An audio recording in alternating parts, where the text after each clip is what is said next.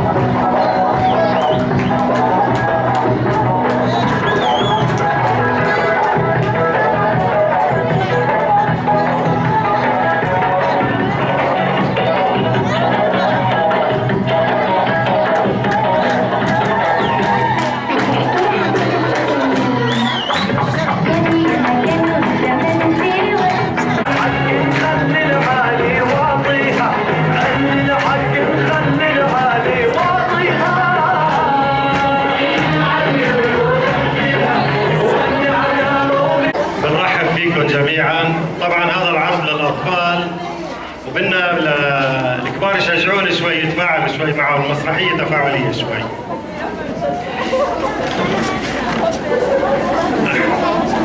يعني الحسب وائل يتفاعل شوي.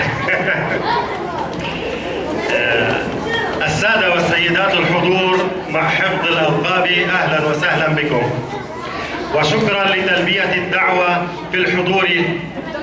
بداية أود أن أتقدم باسم التجمع الوطني لأسر شهداء فلسطين بالشكر لراعي الحفل الفنان المطرب رامي جنة،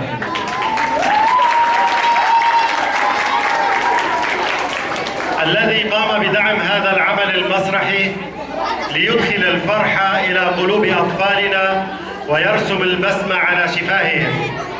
أطفال يعيشون في ظروف صعبة بعد نزوحهم وأهاليهم من المخيمات الفلسطينية في سوريا.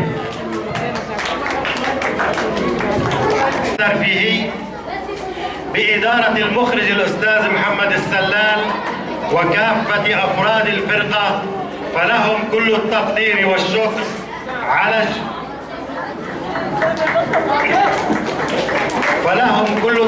والشكر على الجهود التي قاموا بها ليخرجوا أطفالنا من جو الحزن إلى ما توفر من مساحة الفرح والبهجة.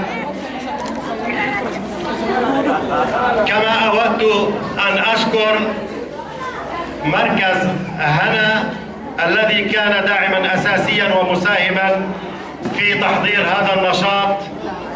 كما أود أن أشكر الأخ والزميل الفنان الصحفي مازن العناني وكل من ساهم معنا، وأشكر حضوركم أيها الأطفال يا براعم اليوم ورجالات الغد. لن أتحدث كثيرا لأننا لسنا في مهرجان خطابي، بل أدع المجال لفرقة بيسان لمسرح الطفل لتقدم ما لديها من مسرحية تربوية باسم الثعلب الماكر. زقفة كبيرة.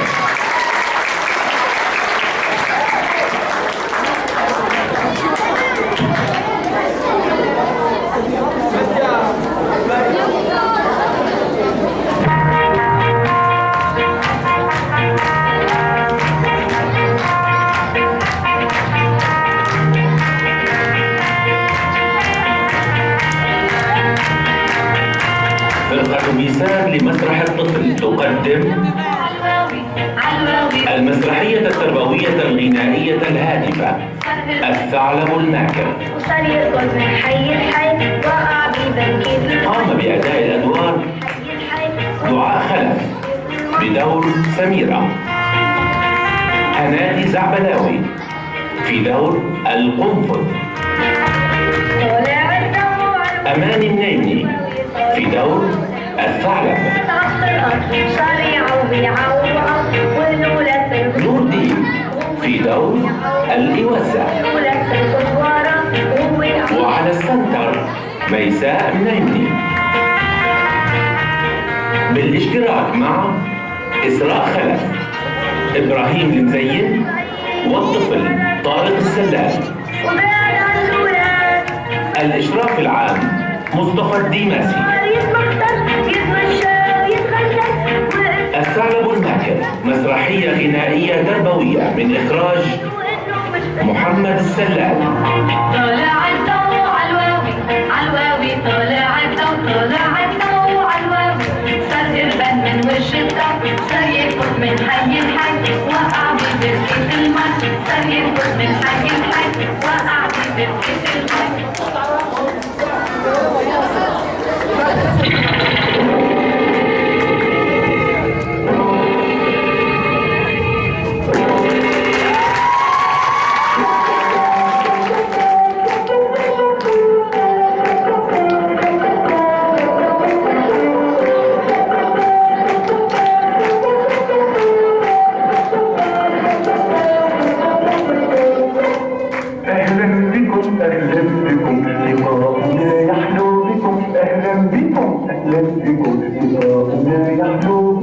لأجلكم نحرك العرائس الصغيرة، وقصدنا إسعادكم بقصة مثيرة. سروركم سرورنا لأنكم جمهورنا، وفوزنا بحبكم سعادة كبيرة. أهلا بكم أهلا بكم، لقاؤنا يحلو بكم. أهلا بكم أهلا بكم، لقاؤنا يحلو بكم. لأجلكم نحرك العرائس الصغيرة، وقصدنا إسعادكم بقصة مثيرة. سروركم سرورنا لأنكم جمهورنا، وفوزنا بحبكم سعادة كبيرة. أهلا بكم أهلا بكم، لقاؤنا يحلو بكم. أهلا بكم أهلا بكم، لقاؤنا يحلو بكم. لأجلكم نحرك العرائس الصغيرة، وقصدنا إسعادكم بقصة مثيرة. سروركم سرورنا لأنكم جمهورنا، وفوزنا بحبكم سعادة كبيرة. أهلا بكم أهلا بكم، لقاؤنا يحلو بكم. أهلا بكم أهلا بكم، لقاؤنا يحلو بكم. لأجلكم نحرك العرائس الصغيرة، وقصدنا إسعادكم بقصة مثيرة. سروركم سرورنا لأنكم جمهورنا، وفوزنا بحبكم سعادة كبيرة.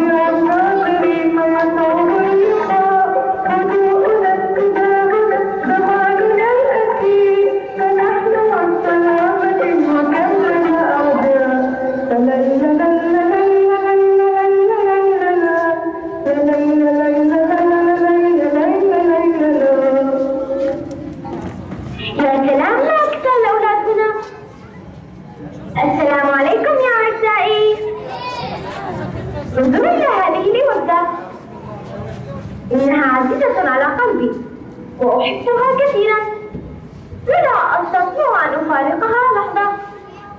هل عندكم ألعاب يا أصدقائي؟ هل تحافظون عليها مثل والدتي؟ عظيم. إنني تعبانة ونعسانة وأريد أن أنام قليلا، ولكنني لا أستطيع ذلك لأنني أحس بوزتي. ماذا أفعل؟ عندي فكرة. أنتم كثيرون هنا، بإمكانكم أن تحرسوا لي وزة بدلا عني حتى أرتاح قليلا. ما رأيكم؟ هل أنتم موافقون؟ شكرا لكم، لكن انتبهوا جيدا، يوجد هنا ثعلب خبيث يحب اصطياد الطيور. إذا مر من هنا نادوني كلكم بصوت عال، مفهوم؟ شكرا. ما هذا الصوت؟ إنه صوت الثعلب. انتبه يا ثعلب، أنا لست وحدي هنا. هذه القاعة مليئة بالأولاد وكلهم ينتبهون معي ويحرسون عوزتي. أنت لن تستولي عليها أبدا. أعتقد أنه خاف ولن يرجع إلى هنا أبدا، لذلك أحرس العوزة كي أرتاح قليلا. باي باي. ولكن هل تستطيعون فعلا حراسة العوزة؟ إذا انتبهوا جيدا كي لا يأتي هذا الحيوان الخبيث الثعلب الماكر ويسرق العوزة. إذا حضر إلى هنا لا تسمحوا له أن يخطف العوزة، امنعوه ونادوا لصاحبة العوزة سميرة، مفهوم؟ وأنا سأتجول هنا وهناك لأساعدكم أيضا بحراستها.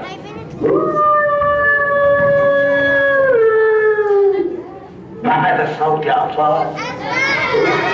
صوت الثعلب؟ نادوا سميرة، نادوا سميرة بسرعة. يا أعزاء، يا أولادي الأعزاء، اسمعوني قليلا أرجوكم. اسكتوا شوي لنشوف شو بده يحكي. لماذا تصرخون هكذا يا أولادي؟ لأنك لص خبيث محتاج، بدك تسرق العوزة. لا لا، أنا لست لصا ولا محتاجا، هذه تهمة باطلة. لقد عاهدتني سميرة قبلكم عندما سمتني لصا. أنا لم آتي إلى هنا من أجل العوزة. لكن لشو جاي؟ جئت إلى هنا من أجل سر عظيم، والسر يتعلق بهذا الطفل الجالس هنا. هذا الطفل؟ لا لا لا، هذا الطفل جالس على هذا الكرسي. هذا هو بعينه. سأقول لكم اسمه. شو اسمك حبيبي؟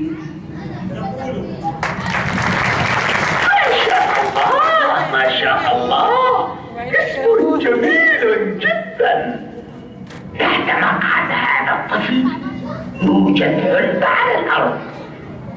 يا حبيبي، الثعلب عم بيقول يوجد علبة تحت مقعده. شوف في علبة؟ مظبوط والله، طلع صادق الثعلب هالمرة. عندما تفتحون هذه العلبة ستجدون فيها علبة ثانية، وضمنها علبة ثالثة، وفي العلبة الثالثة سر كبير وهو مفاجأة وهدية لكم جميعا. افتحوا العلبة، افتحوا العلبة، افتحوا العلبة. تعالوا نفتح العلبة ونشوف الثعلب صادق ولا كاذب. لا يشوف عم بيقول انه هون في 3 علب.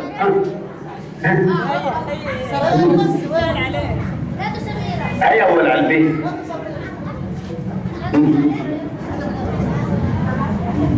وهي العلبة الثانية. لحد هلا مظبوط. لا نشوف. وهي العلبة الثالثة. شوف قلب العلبة الثالثة، شو هالسر؟ شو هاد؟ شو هالسر هاد؟ أنا شايف ورقة، شايف ورقة بقلب العلبة. تعالوا لنشوف شو مكتوب فيها.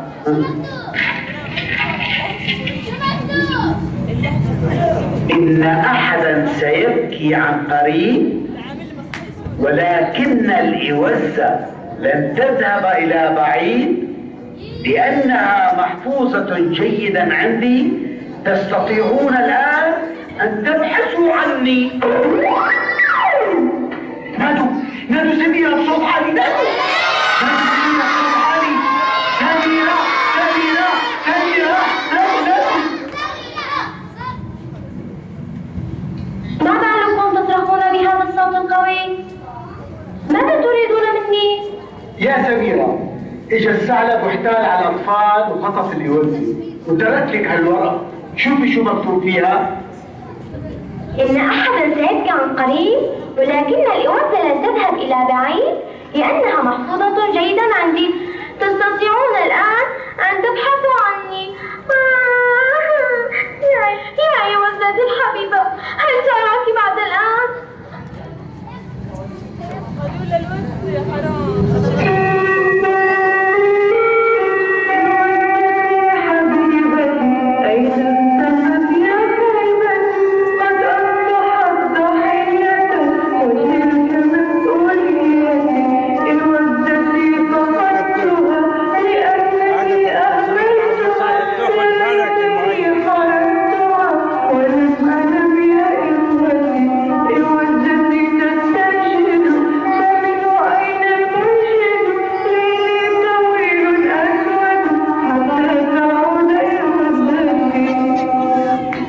لنفكر جميعا، ربما كانت هناك وسيلة للعثور على إيوازتنا. يجب أن نجدها بأسرع ما يمكن. هل لاحظتم الثعلب من أي جهة اختفى؟ من هنا؟ هذا الطريق صعب كثير، مليء بالأشواك، ربما ضعنا في الطريق. بسيطة، يمكن أن نستعين بأحد سكان الغابة ليساعدنا. معك حق، ولكن من وجودها الدب. مستحيل يا أطفال، الدب ضخم الجثة بطيء الحركة. وجودها الذئب. كمان مستحيل. ما بتعرفون أن الذئب هو صديق الثعلب؟ صحيح، الذئب صديق الثعلب.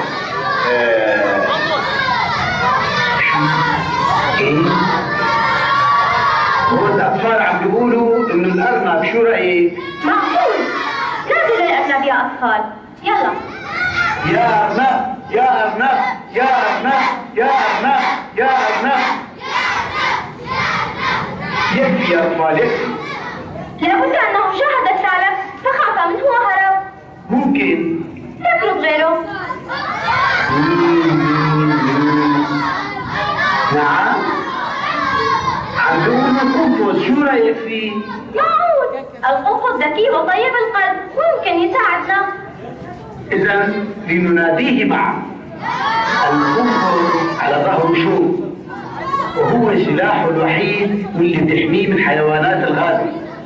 ولما بيقترب منه شي حيوان مفترس بيكور نفسه وبصير مثل الطابق كله شوك، لذلك بسموه أبو شوك. شو بسموه؟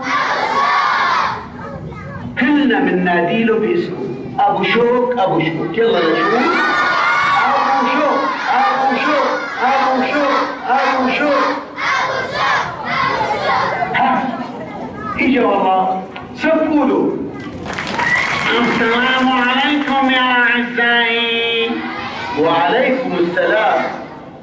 لماذا تصرخون بهذا الصوت القوي؟ ماذا تريدون مني؟ الأطفال نادولا يطلبوا منك مساعدة. أنا تحت أمركم. وما هي هذه المساعدة؟ يا أبو شوك، الأولاد كانوا يحرسون إيوازتي، فانتهز الثعلب لحظة لم يكونوا ينتبهون فيها وخطف الإيوازة. يا له من ثعلب خبيث. ما هي نوع المساعدة التي تطلبونها مني؟ هل تعرف بيت الثعلب؟ أعرفه جيدا لأنه كان بيتي. ولكن كيف ذلك؟ في أحد الأيام عندما كنت خارج البيت تسلل إليه سرا وسكن فيه وحده ومنعني من الدخول إليه. وأين تقيم الآن يا مسكين؟ ماذا أقول لكم؟ إني أسكن تحت برميل عتيق. سنساعدك أيها القنفذ باسترجاع بيتك إذا دللتنا على مكان البيت. صحيح. إذا هيا معي لأدلكم على البيت. من الأفضل أن نمشي ونحن نغني. معك حق، أنا أعرف أغنية جميلة سأعلمها للأطفال كي يساعدونا في غنائها. اتفضلي قولي. أنا راح أقول مقطع وأنتم بتردوا بعدي، موافقين؟ موافقين. هيا بسرعة قولي. نحن الأبطال الشجعان، نحن الأبطال الشجعان، دوما نتحدى العدوان، نتحدى العدوان، نمضي من أجل التحرير، نمضي من أجل التحرير، وبنا تعتز الأوطان، وبنا تعتز الأوطان، بعزائمنا يبنى الغد، بعزائمنا يبنى الغد، وتضامننا أقوى سد، وتضامننا أقوى سد، نمضي ويدا تحمية، نمضي ويدا تحمية حتى ينزاح العدوان، حتى ينزاح العدوان. بالفعل أغنية قومية حلوة كتير كتير. إذا لنغني جميعا مع بعض. 1 2 3.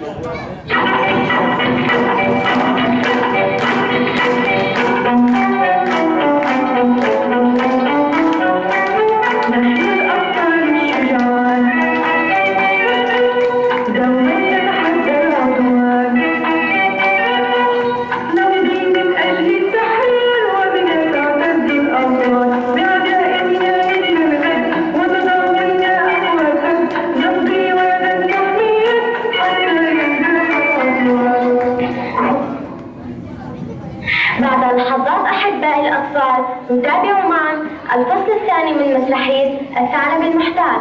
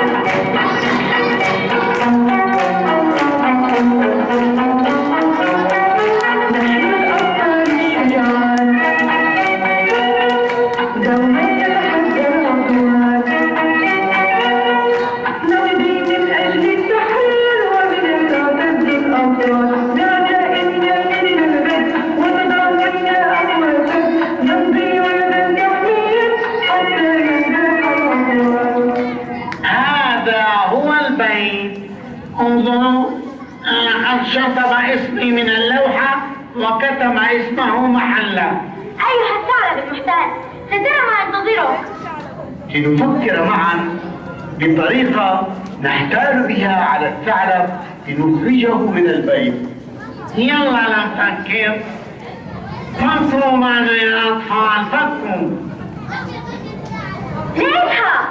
شو لقيتي الوزة؟ خطر ببالي أن الثعلب يحب اصطياد الدجاج والطيور، لذلك فكرت سأختصرك على الطريق بأذنك. والله فكرة عظيمة. هيا بسرعة اطرق الباب. يلا حاضر.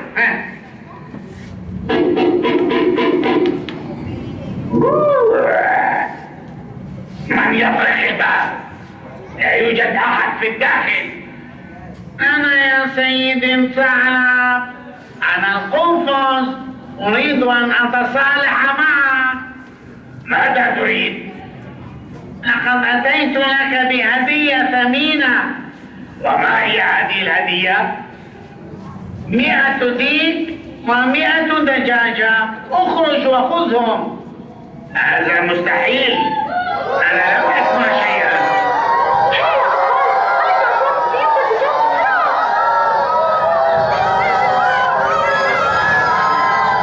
هل سمعت؟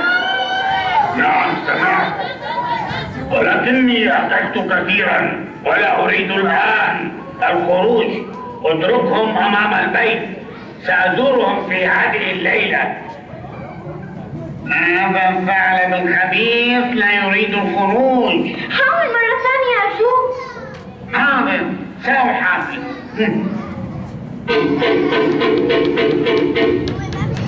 إيه؟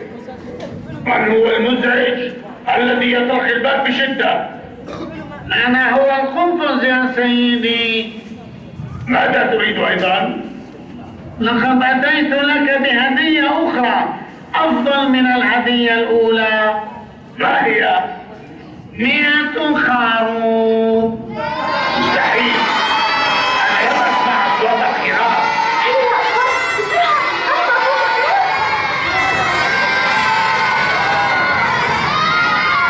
هل سمعت أصوات الهدية يا سيدي؟ نعم سمعت، وإني أشكرك. قدم لي خدمة صغيرة واربط الخراف أمام البيت. لا أرغب الآن في الخروج لأنني شبعان. هل سمعت أيضا إنه لا يريد الخروج من البيت؟ أنا غضبان.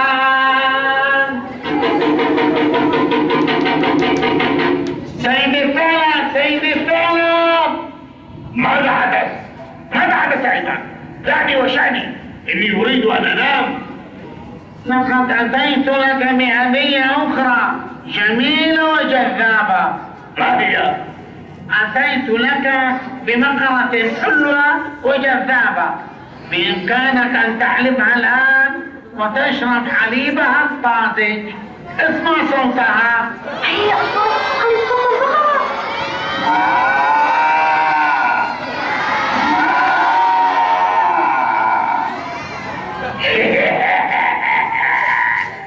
إنك لن تخدعني أبدا. البقرة تحلب في الصباح والمساء، أما الآن الظهر. هل سمعتم؟ الثعلب الخبيث لا يريد الخروج من البيت أبدا، لذلك أستأذن. أرجوك لا تتركنا هكذا. يجب أن نحاول مرة أخرى ونتعاون نحن والأطفال لطرد الثعلب المحتال من البيت لنسترجع إوزتنا. حاضر، ولكن هل عندكم طريقة أخرى لطرد الثعلب؟ فكر أيضا أنت معنا لنجد طريقة أفضل من الطريقة السابقة. حاضر، لنفكر.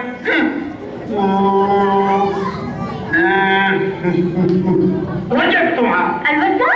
لا، الطريقة. شو هي؟ سننظم عملية صيد. صيد؟ نعم صيد. ولكن كيف؟ ومن هم الصيادون؟ نحن سنكون الصيادين.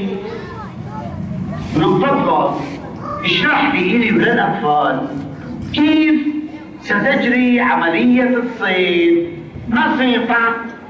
هل تساعدوني في العملية؟ نساعدك. إذا فالأمر في غاية البساطة. سننظم عملية الصيد كالآتي. أولاً تساعدوني بتقليد أصوات كلاب الصيد. بسيطة، شغلة سهلة. إيه وبعدين؟ وبعدها تقلدون أصوات أقدام الخيول. هل تعرفون كيف؟ نعرف، هكذا. إذا علم الأطفال عن الطريقة. يقلدون أصوات الخيول هكذا.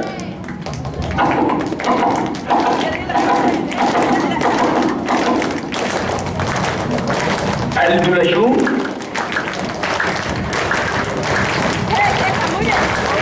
عظيم جدا، عظيم. وبعدها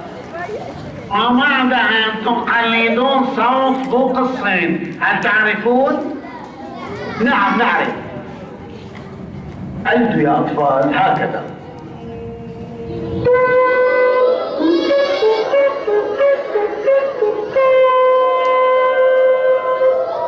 جربوا لشوف. وبعدها ماذا نفعل؟ وفي الأخير تطلقون الرصاص ببواريدكم هكذا.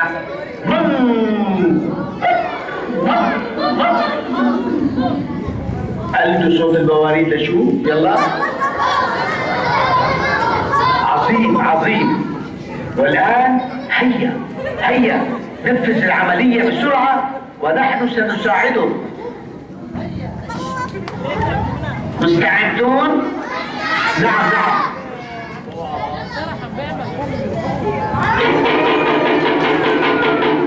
سيد الثعلب ماذا حدث؟ ماذا جرى؟ اخرج من البيت بسرعة، اخرج. أنت تتعب نفسك عبثا، مستحيل أن أخرج. اذهب من حيث أتيت. الصيادون يبحثون عنك، إنهم يملؤون الغابة وهم في طريقهم إلى بيتك. من؟ الصيادون ومعهم كلاب كثيرة.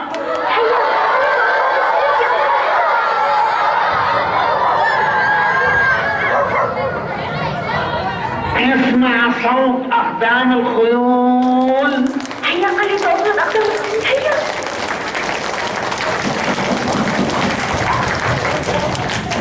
اسمع أيضا بوق الصيد. هيا قلي صوت الأبواب. ما أكثر بواريد الصيد. هيا صوت البواريد أكبر.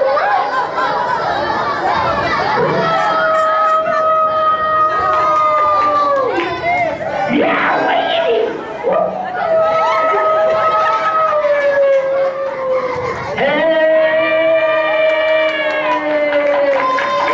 لقد الثعلب. لقد تخلصنا من عدونا إلى الأبد. ولكن أين عوزتي؟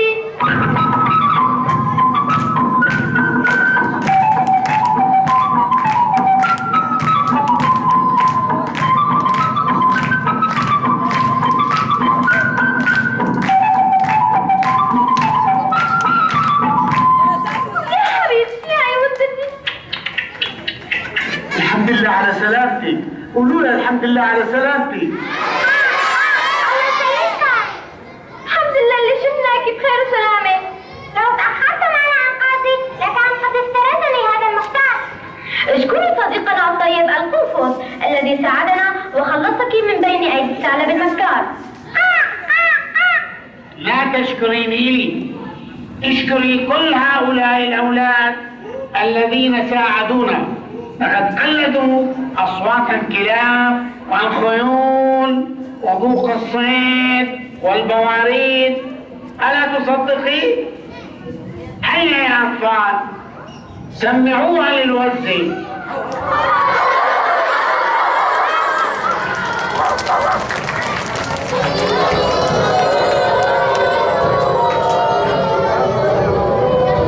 وزتنا الجميلة تشكركم ألف مرة وأنا معها. وأنا أيضا أشكركم من كل قلبي لأنكم ساعدتوني باسترجاع بيتي. قولوا له هذا واجبنا. هل تقبلون دعوتي بزيارة إلى بيت الجميل؟ بكل السرور يا صديقنا الطيب. وفي هذه المناسبة أيضا سنحتفل بعيد ميلاد يوزتنا الجميلة ونهديها معا هذه الأغنية.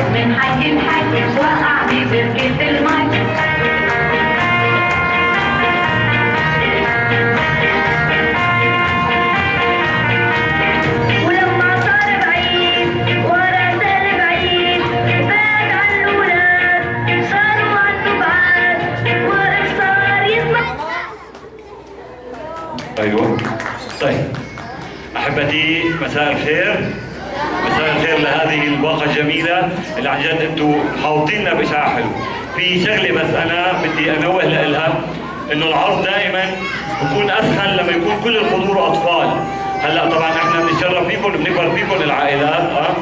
انا باسمي باسم فرقه بيسان اشكر كل من ساهم معنا في تنجيح هذا الحفل، في نجاح هذا الحفل. اخص بالذكر الراعي الاساسي الاستاذ رامي جنة، اخص بالذكر ايضا الاستاذ عصام الحلبي اللي موجود بيننا، كل الساده لن انسى اسم كل الساده اللي ساهموا معنا بنجاح هذا العمل.